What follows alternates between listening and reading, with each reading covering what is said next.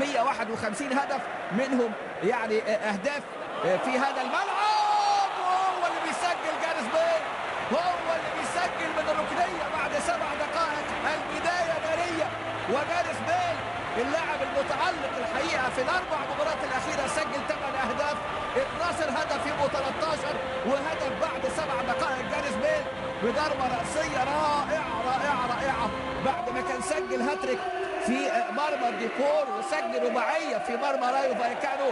الحوارات مستمره ولكن المتعه حاضره، لان الهدف الاول بعد 7 دقائق من الركنيه اتلعبت الكره من توني كروس على القائم الاول، وهنا بقى الرقابه الغائبه من سيرخيو الفاريز. وبص شوف جاريث بيل، يا ولد يا ولد يا ولد، اهداف البي بي سي تتوالى، وهنا عن طريق بيل اللاعب الويلزي يبحث عن اولى بطولاته كمدرب بقى للنادي الملكي. المدرب زين الدين زيدان اللي بيحاول امامنا هو بنزيما الى كريستيانو رونالدو، بتعنده بتعكسه لكن يضعها في المره. هذه الكره بقى يضعها هذه المره ويضعها في المرمى.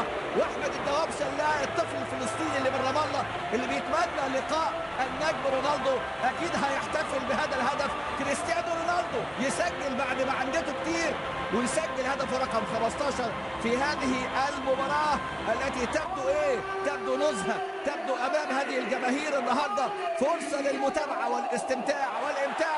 وهدف عن طريق النجم CR7 كريستيانو رونالدو اللي سجل في هذه اللحظات بعد 9 دقائق. شوف الهجمة، ادي بنزيما وادي امامنا هنا التغطية مش موجودة من لويس هرنانديز. وشوف بقى الاستلام والترويض للكرة. بص شوف رونالدو يعني هيبدا يلف، يا ولد يا ولد يا ولد، ده وسع لها ما استلمش، ده وسع. بص هنا الكرة طبت معموله له حلوة قوي وصعبة الكرة طبعا على الحارس ايمان كويار. واحدة بضربة راس في الدقيقة السابعة. وامامنا هو النجم CR7 امام سبورتنج كيخون اللي تلقى في شباكه حتى راح تنفيذ هدف. ادي المساحات، اللعبة على الكيف وجاريث بيل والعرضية. كريم بنزيما، يا ولد يا ولد يا ولد، في افضل حالاته. وكما نعلم النجم الفرنسي زيدان واصوله الجزائريه، وبنزيما الفرنسي واصوله الجزائريه، كأن اداله الشحنه واداله الدفعه ويسجل امامنا هنا في هذه اللحظات 260 هدف. تخيلوا حضراتكم من بدايه موسم 2013 2014 مسجلينها البي بي سي. النهارده بيل في الدقيقه 7، رونالدو في الدقيقه 9، وكريم بنزيما من العرضيه النموذجيه المثاليه عادت رونالدو، لكن لقت بنزيما بالوضع طائره. الحاجات الحلوه الحاجات بتاعت زيدان، لكن هذه المره هو كريم بنزيما، يا ولد يا ولد يا ولد على الهدف. هدف جميل جميل جميل في الدقيقه 12 في ظل اداء ومباراه حتى الان تبدا بدايه يعني كاننا لو مشينا بالمعدل ده هدف في هذه المباراة هيبقى كل 4 دقائق، يعني هيبقى مع رقم قياسي. ادي امامنا 13 دقيقة واصبحت النتيجة 3 لا شيء هذه المرة عن طريق بنزيما. في الصفقة كروس، لكن نشوف الهجمة كارفاخال عمل العرضية المثالية.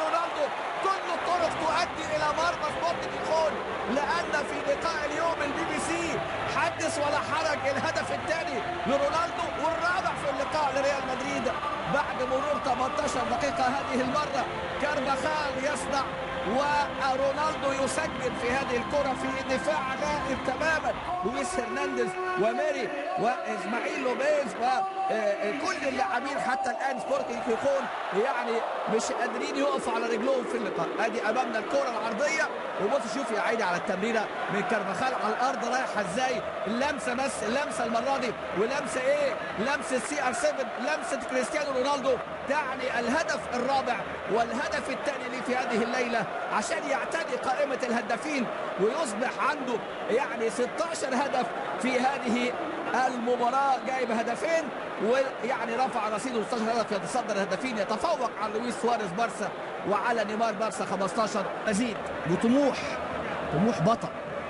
لمسه على طول، اسكو عدى اسكو، يا ولد يا ولد لبنزيما، خلص يا راجل باللمسه، خلص باللمسه، لكن لمسه والثانيه والاستعراض بدا، الحفله بدات، الشو بدا هنا في هذه الليله ادي لمسه اسكو الاسيست الجميل، وكريم بنزيما يسجل هدفه رقم 16 عشان يبقى مع رونالدو في قمه الهدافين. لكن تمريره اسكو ايه؟ تمريره لوحدها قصه وحكايه وروايه. ولكن امامنا هنا لمسه بنزيما عشان نعود مره اخرى الى التسجيل في الدقيقه 41 عن طريق بنزيما.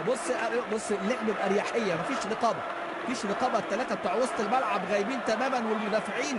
وبص هنا التحرك من بنزيما ولورا، يعني هنا بشكل غير ناجح. ولمسه حلوه قوي اسكو عملها له، قال له خد حطها. هو استلم بقى ممكن من الاولانيه، لكن هو برضو عايز ياكدها. ادي بوجه القدم، ادي الاداء الاستعراضي، ادي اللمسه في لوحه في تابلو رائع في مباراه كبيره جدا. وبص شوف بنزيما بقى عشان يقول لك انا ايه، انا الجامد، انا الحريف. وبالفعل امامنا هنا البي بي سي النهارده ايه عاملين عباينهم.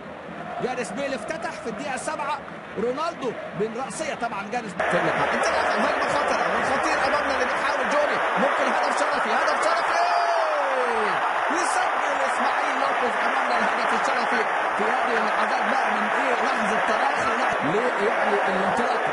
ادي امامنا انطلاقه من جانب اللاعب جوني، وعرضيه حلوه الحقيقه للظهير اللي مكمل هنا في اللقطه وضعها الحقيقه اللاعب امامنا هو اللاعب اسمه لوبيز، حطها حلوه قوي اسمه لوبيز في هذه الكره في هذه اللقطه. هذه الهدف الاول في اللقاء عشان تصبح النتيجه 5.